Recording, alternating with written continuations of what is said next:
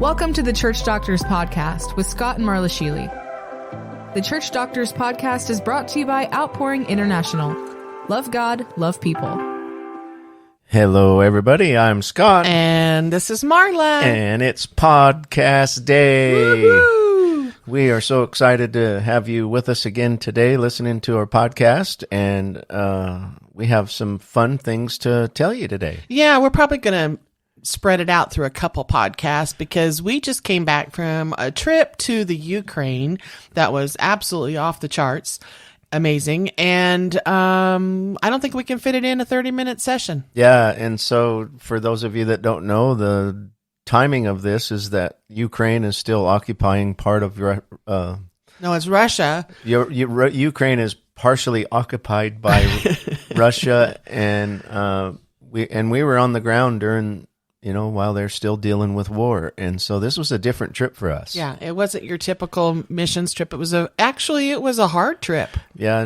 One of the hardest was ever done. This is the first trip Marla and I have done together to Europe area, and first trip that we've done to any country that would have been included in the Soviet Union bloc that was ruled by the Soviet Union for 70 years. And so heading into this thing, we were super excited. We knew that God was going to minister through us and that it was the right time for us to go. We weren't afraid to go. Let me just add that originally, we both wanted to go. We both felt we were supposed to go, but financially, it was only possible for you to go. It's an expensive trip. And so we just bought your ticket. And it crushed me on the inside, because I knew I was supposed to go, but that it is what it is. And so we just moved forward, and you were going. You had your ticket, and then some people were talking to us about the Ukraine, and was I going? And I'm like, no, it's just too expensive. And they were asking, well, how much is it? And we told them approximately now, because it was only like a month out from going. And within about, 3 or 4 days, the money came in. Yeah, they helped raise the money for us. For and Marla so to I go. got to go. So that was a really neat financial blessing. It was just a really neat God wink that I got to go. Yeah. So we're getting ready to go, but we really don't know what to get ready for. Right. We've gone to South America a lot, down in the Philippines. I've been in Vietnam. A Central whole bunch America, of different Africa, places. But never to Europe like this. So in a here we war-torn are. country. We're headed to the Ukraine, and no clue about what we didn't know. Yeah, what we're going to encounter. And so the next couple podcasts, we're going to tell you the good, bad, and ugly. And there's going to be a lot of laughing because there was some funny things that happened to us because we were clueless. Yeah, so we flew in April of 2023 to Minneapolis, connected to Amsterdam in the Netherlands, and then from there we had to fly to Krakow, Poland, because the airspace in the Ukraine is closed down because of the war. Right. And that took a whole 2 days. 20 hours of flying with plus layovers, and so we've made it to Krakow, from Kalispell, Montana to Krakow, Poland, and we were met there by. Well, we got there actually, like we're going to say, we're going to do the good, bad, and ugly. We got there, we got through the custom things or whatever, Oh no, actually, Poland didn't have any. Remember, we just walked off the plane and went and got our bags. We were like, "What happened?" We were shocked. Nobody's checking us, nothing. And going through Amsterdam, they checked us. They scanned our passport and let us through. And apparently, that's all you need in the European Union countries because they're connected. Because when we got to Poland, it was just get off the plane. And we got off the plane and expected to have to take our bags through customs and get checked out. Nothing. We just walked out into the exit. Yeah. And our ride wasn't there. And of course, we don't speak Polish. And so we had to figure out Wi-Fi. Anyway, long story short, about an hour after we arrived, someone came for us. Yeah, and he was a pastor in Poland that's lived there for 3 years. He's actually a missionary from the Ukraine. That's right. And who has a really cool testimony. Yeah. And I hope someday we can go back and and podcast with him because his testimony of being a gangster in the Ukraine. Yeah. And him and his wife were both in prison. Yeah. And God saved them, and now they're missionaries to Poland. Yeah, doing a work there, reaching out to the Poles and trying to save the Poles, he said. And the funny thing was he was like, I don't know why God took me from the Ukraine to Poland. This is what he was thinking 3 years ago when God had him sell everything, leave everything, and go to Poland and start a church. And he's like, I got a church here. I've got businesses. I'm doing well. And then God sends him. And now he finds out that where he lived in Ukraine is now occupied by Russia. He wouldn't have had a house or businesses or a church anymore anyway. Yeah, he lived on and God provided ahead of time. He lived on the Black Sea in the southern tip of Ukraine, and that's where, right at this moment, that's where Russia occupies that space. And so he would have potentially lost everything anyway, or God saw the need ahead of time and provided. Mm-hmm. And so it was kind of neat that because he did move ahead of time and obeyed God and went when he was supposed to go, he ends up being a liaison in between the nation of Poland and other outreach, world outreach, humanitarian relief organizations, and he helps bring missionaries in, and he helps transport humanitarian aid from Poland into the Ukraine. And so it was really cool to see how God set that up ahead of time so that the church could be a blessing to the people during this great time of need. Mm-hmm. And the amount of humanitarian aid that they're taking in on a daily basis is incredible. They've got quite the system set up, and so we got to be part of that. And but anyway, the pastor picked us up, went and showed us his church, and it was beautiful what they're doing. And on top of the fact that he's a pastor, he's also wasn't he the tile?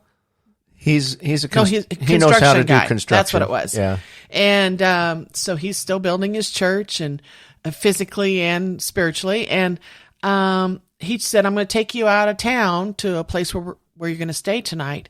And so we drove for about 30 minutes and got to this farm. We have no idea where it was.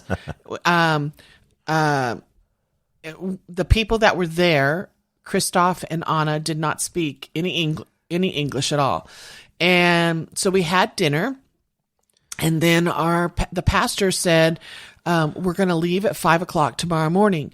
And so we're like, okay. So they kind of showed us where our room was that we're going to be staying in that night. And it was so fun because it was a huge house. They had like floors, all kinds of floors. And the bathroom, the toilet was on one floor, and then you had to go upstairs to another bathroom to wash your hands. Did you remember that? And the shower and tub and was the up shower there. and tub was up there. But anyway, so our pastor friend, who spoke very little English, left, and come to find out, they don't have Wi-Fi on this farm. They didn't speak English. We had no idea where we were, and we're just kind of like, nobody knows where we are. And we don't either. I hope this is all good, Yeah, and we didn't think ahead of time before that to download the Ukrainian language onto our translator app. And so we were kind of depending on Wi-Fi to get started over there. And I guess we missed it there. We missed that one. But so here we are. We set our alarm for like 4:00 in the morning, 4:30 in the morning, and we get up for breakfast. Yeah. I mean, you add together the fact that we've already been traveling for 20 hours. And, And so it's rough. I mean, we're tired. And we got up and before we went to bed, you and the pastors loaded a humanitarian cargo van. Yeah. And so we had medical supplies and clothes and food. Mm-hmm, got that done. So the next morning we had breakfast and went out to the barn to where the van was. And you and I get in, and it was just it was a 2-seater cargo van, but we made it 3 because I sat in the middle there, and we were all kind of scrunched. And Christoph got in, and off we left, which was kind of funny. Tell him the funny part of that whole thing. So he was kind of moving slow around the van when we were loading it the night before and not really picking anything up. And so I thought, well, he's older and maybe he had a stroke or got hurt and he can't help, And so I was thinking in my head, nobody said much because there's not much English going on. And so... Well, there was a lot of Polish being spoken, but we don't know what they were saying. So we assumed that one of the pastors was going to drive us to the Ukraine, and which is not what he told us. Thinking back, I can remember him saying names, but that's hindsight, right? But and it was only going to be like 3-hour trip to the border. So really, I'm thinking this farmer, he may not be able to drive. The way he was acting, I wasn't sure. He didn't say much, and so we're waiting around. It's dark in the van. He starts the van and he gets back out and he walks around, and I'm thinking, well, he just warming it up for when the pastors get here. Because it was chilly.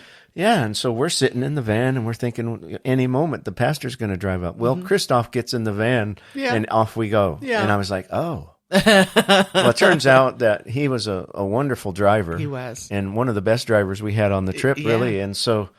But it wasn't a 3-hour drive. No. It was an 8-hour drive. So we set off in the dark, headed toward the Ukraine, and had to cross the border. Yeah, and the whole time, it was funny because the whole time, on your vehicle, how, like, if you don't buckle your seatbelt, it ding, ding, ding, ding, Well, he never set the GPS apparently on this cargo van, and it ding, ding, ding, ding. It wanted to know where we were going. Yeah. 8 hours of it. It was funny. Anyway, and he couldn't speak English. We couldn't speak Polish, and so there was that gap there. Our first meal in the Ukraine was at a gas station because we didn't know what to do. We kind of, he actually had a couple sandwiches. Wasn't that what he had? His wife made us some sandwiches. Sandwiches. We picked up some chips or some drinks, I think, in the gas station and kept going.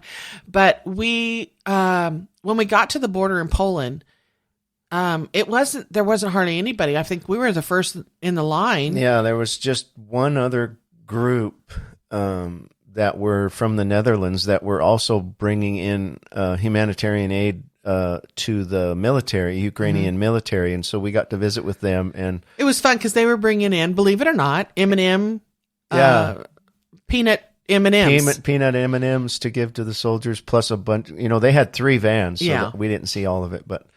And so we visited with them. Crossing the border wasn't an issue coming into the Ukraine, really. Although we had to stop several times and get stamps. There was a lot of checks. Check this one, check that, and then we drove to this next little booth. We got checked like 4 times in like only 25 feet away. You just went over to the next booth. Right. I don't know what could have changed. And so, that wasn't an issue. So here we're off and going, and immediately leaving Poland, you notice that, it was different. The spiritual, condition of the Ukraine, it was heavy. And I don't think it was because of the war. Kind of different heavy than like, other countries we've been to where it feels maybe a poverty spirit or maybe just a corrupt spirit or whatever. You can feel it, or at least I can.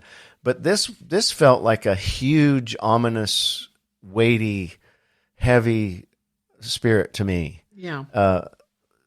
And so I suppose that's connected to the years and years and years of occupation thousands of years of problems. Yeah. Going back into before it was a nation, really, that place has never been peaceful. It's kind of, if you've ever been to the Haiti and Dominican Republic, it's one island. One side is Haiti, one side is Dominican Republic. And Dominican Republic it's like night and day. Haiti has so much turmoil and poverty and et cetera. And Dominican Republic is totally the opposite. Yeah. What was kind of like that with Poland and Ukraine. Poland is, it looked prosperous. It looked like it was moving forward, and the city that we were in, Krakow, looked like it was building new things, and it was growing and prospering. And then as soon as you went into Ukraine, it looked like poverty, and it looked sad and run down.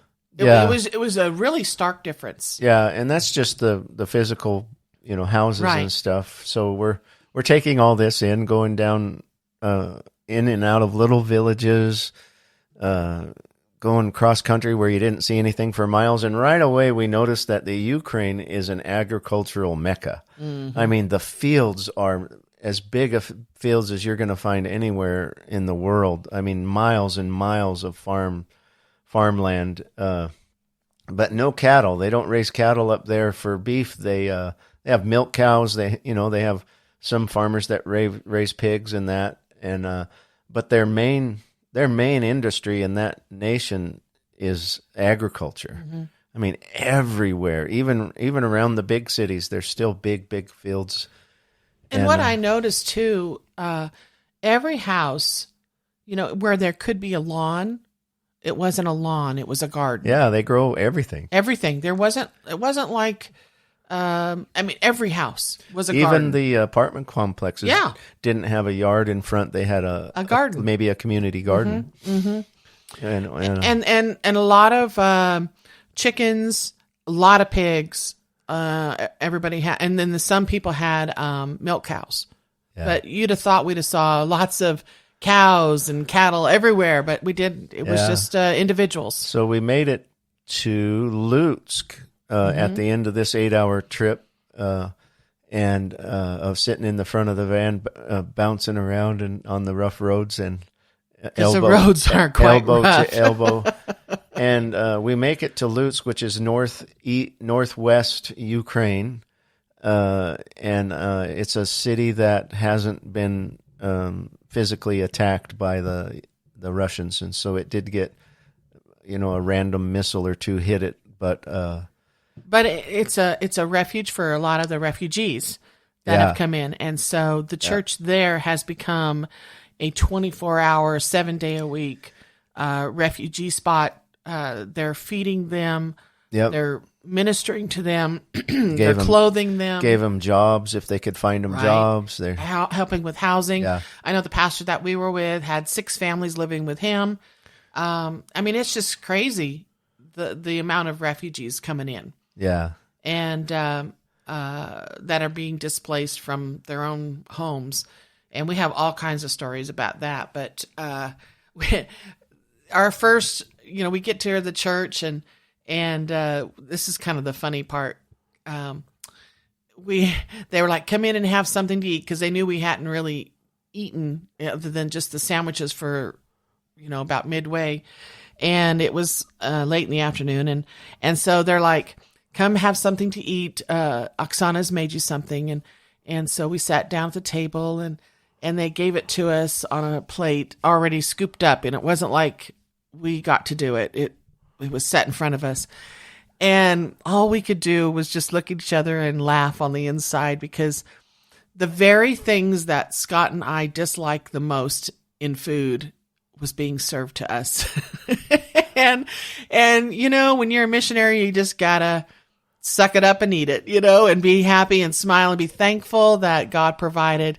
And it was liver over with gravy and cooked carrots over oatmeal.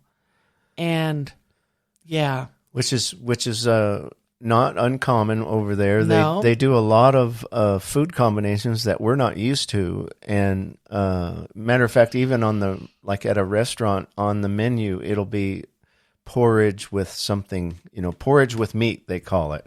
And maybe pancakes with ham, pancakes with mushrooms, which ends up being like a crepe. Yeah, all kinds of strange things. A savory crepe. So in our mind, crepes are for breakfast and with strawberries and blueberries and some syrup, And but anyway, so we got okay. We found out right away that the way they do food and the way they eat is totally different than the way. Totally. In fact, I almost became a vegetarian after that because. Yeah. But we ate it. We ate the whole thing. We were very thankful, and it was funny because then they took us to the hotel that we were going to stay in for the night, because the next day we found out we had to do another 8-hour drive to get to where we were going to start ministry.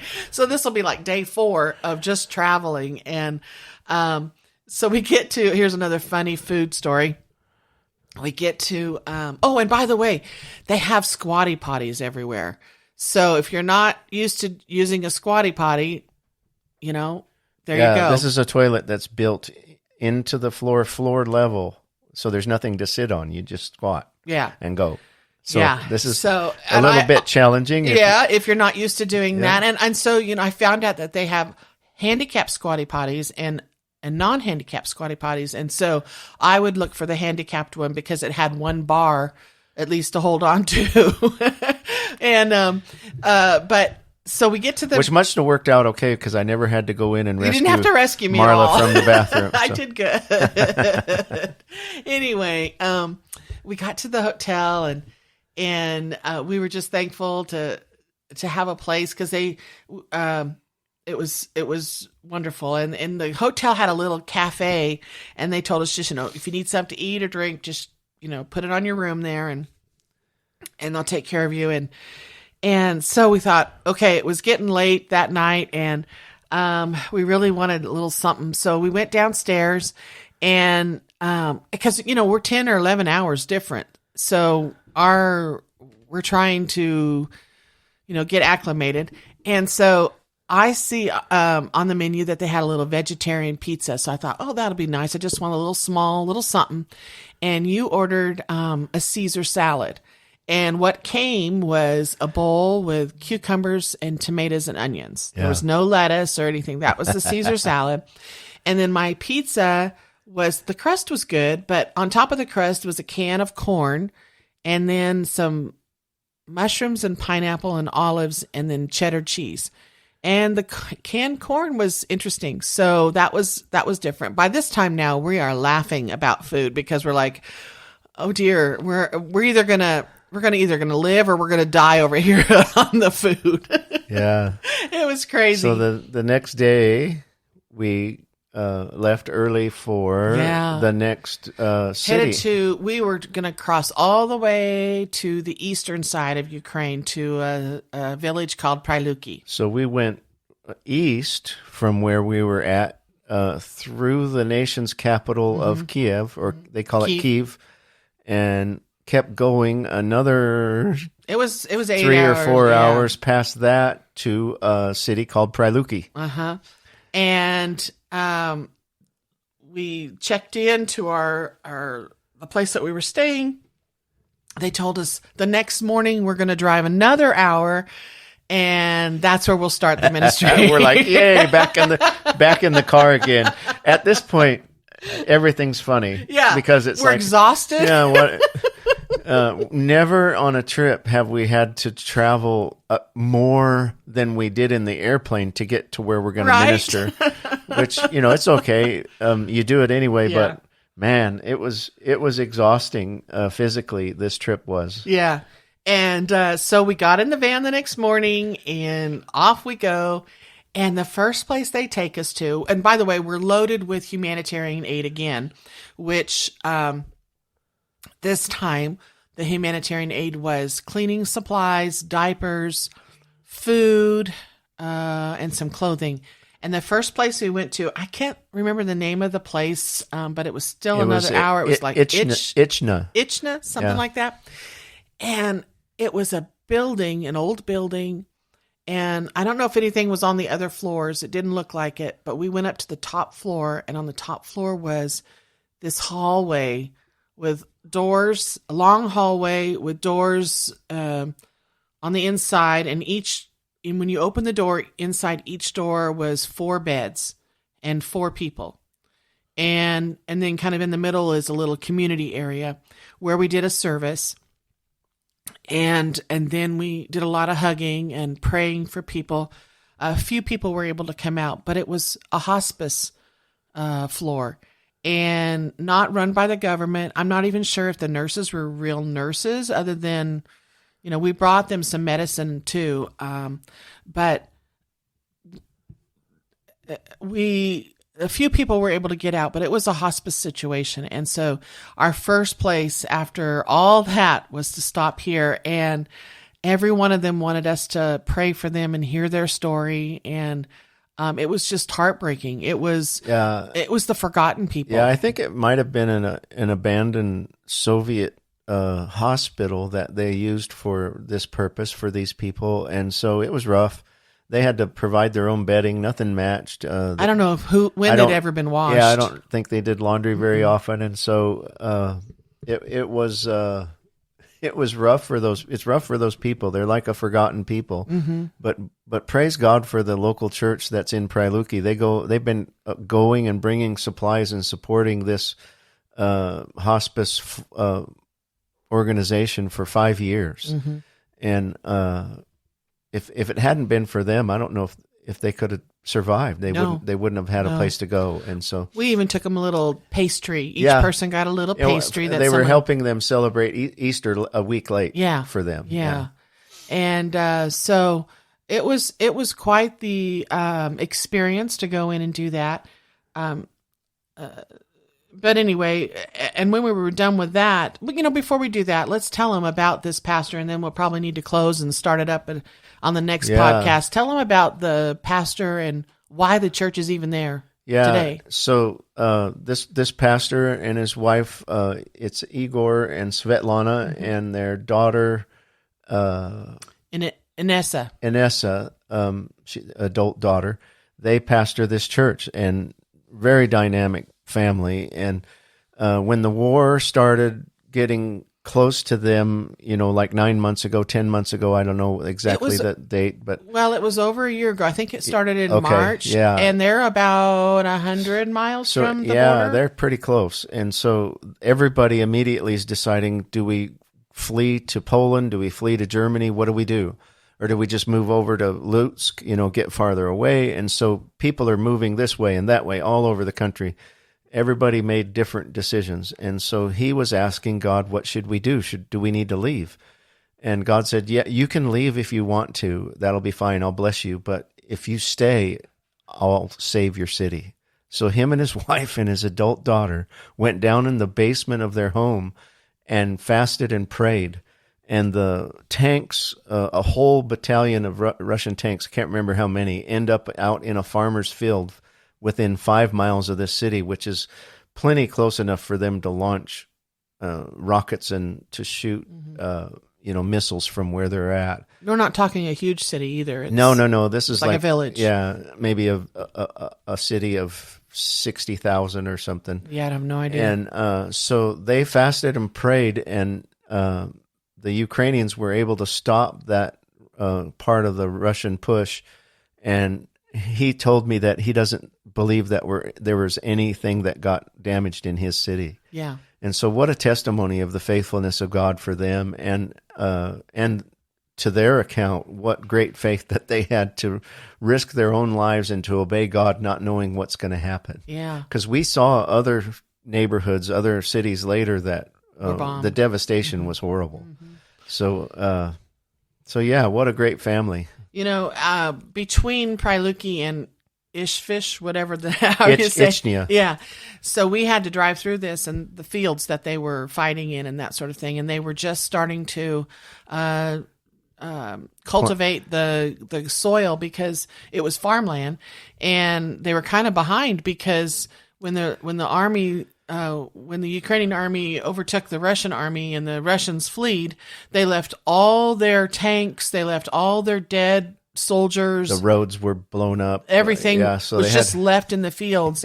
And so the Ukrainians had to go in, bury the dead, move the tanks, clear the ground, make the roads better, and so that they could start planting their fields. Yeah. And that was just starting to happen when we were there. Yeah, it's an interesting thing right away that in that scenario to see how even though there's still danger of Russia coming back or a missile landing from any destination, because the missiles that they're shooting, to give you an idea, I saw one laying on the ground that had been spent in the nation's capital. It was about 6 or 8 feet long and about 2 feet in diameter. I mean, they're huge.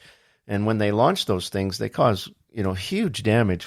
Even if they don't hit their mark, the concussion from that thing knocks houses over. And so for these people they're still at war, but they still have to do life. You still have to eat, you still have to make a living. And so there's this balance of life goes on, and yet you're still aware that you need to be careful. Yeah. And, so let's end today, and we'll start next week on the second thing that we did. Join us. God did some pretty cool things. Come back and listen to part 2 of our trip to the Ukraine. Yeah, and we'll start with Pryluki again because we're not done there. Yeah. Bye-bye.